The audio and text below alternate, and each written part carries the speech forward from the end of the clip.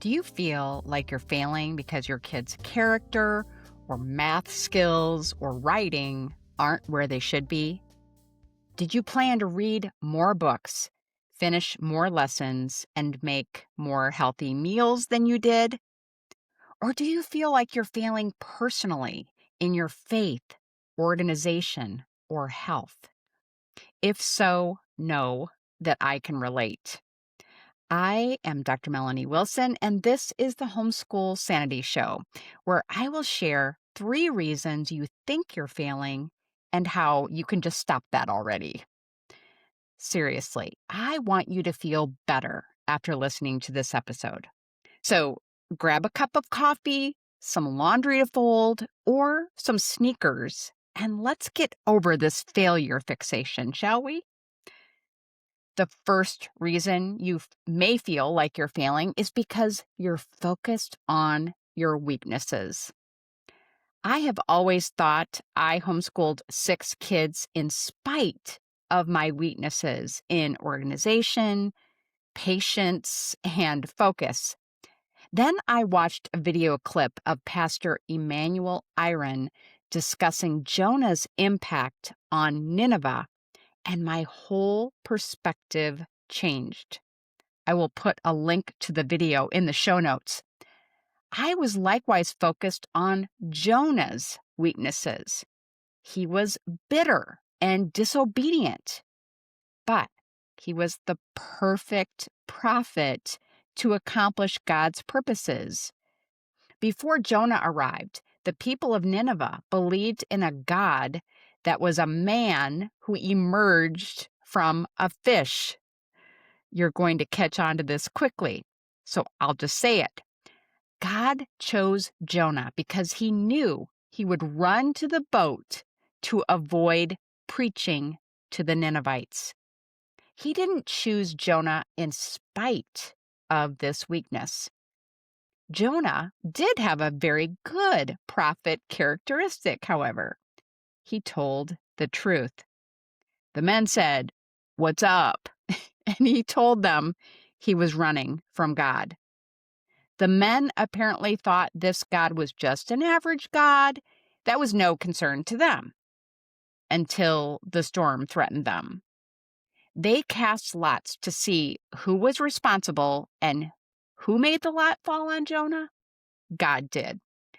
I love that Jonah continues to be honest and says, "Yep, it's me. I'm responsible for the storm. Throw me overboard."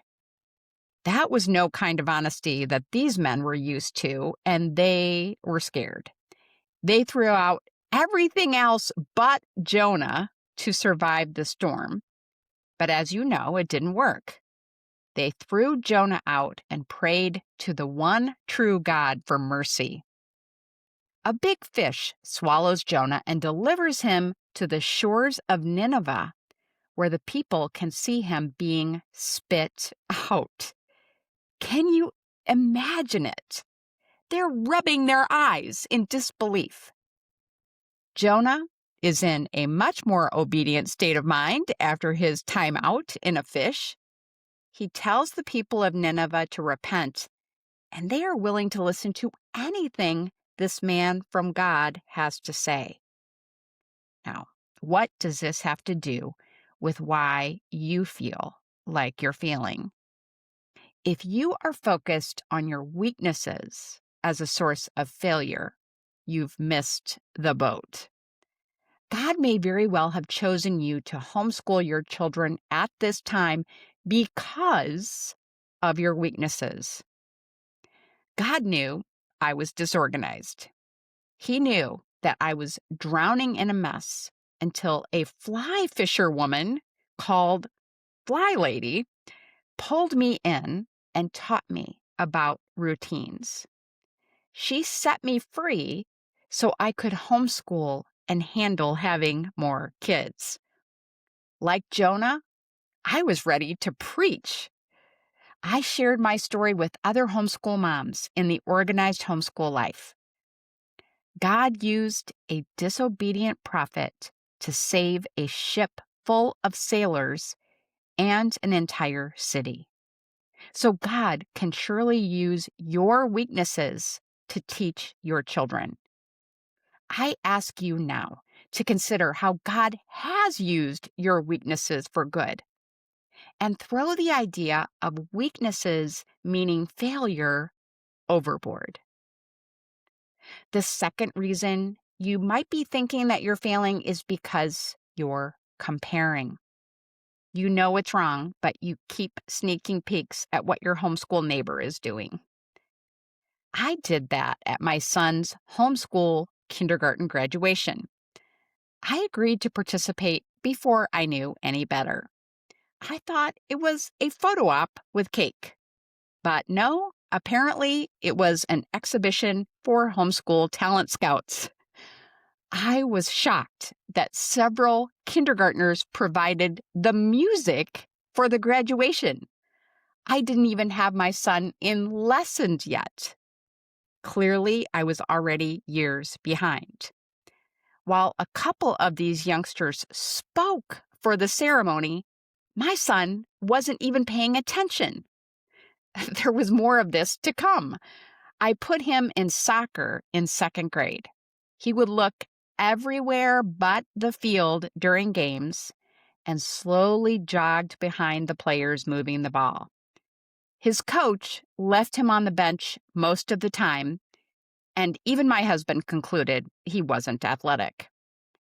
When he started high school, I didn't even consider putting him in leadership activities some of the other homeschooled boys were in. He just didn't have the personality they had. When it came time for my son to go to college, he entered with an undeclared major.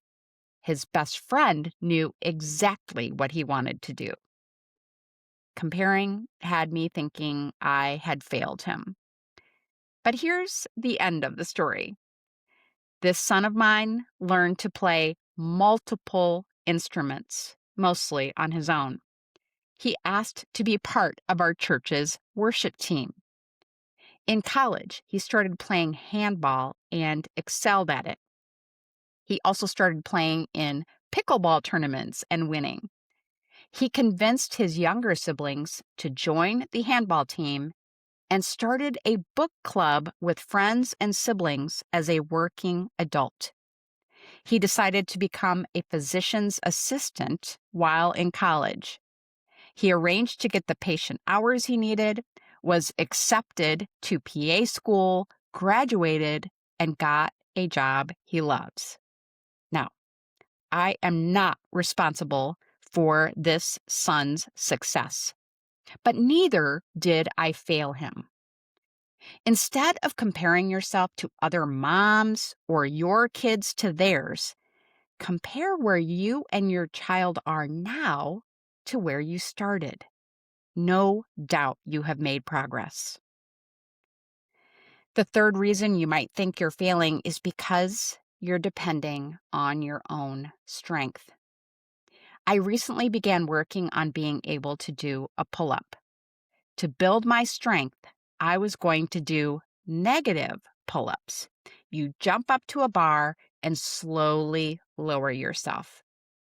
I jumped up to the pull-up bar, only I didn't slowly lower. I very quickly landed flat on my back because the bar wasn't secure. I am thrilled to say that I was okay. Thanks be to God. But this is how I started my homeschooling journey, too.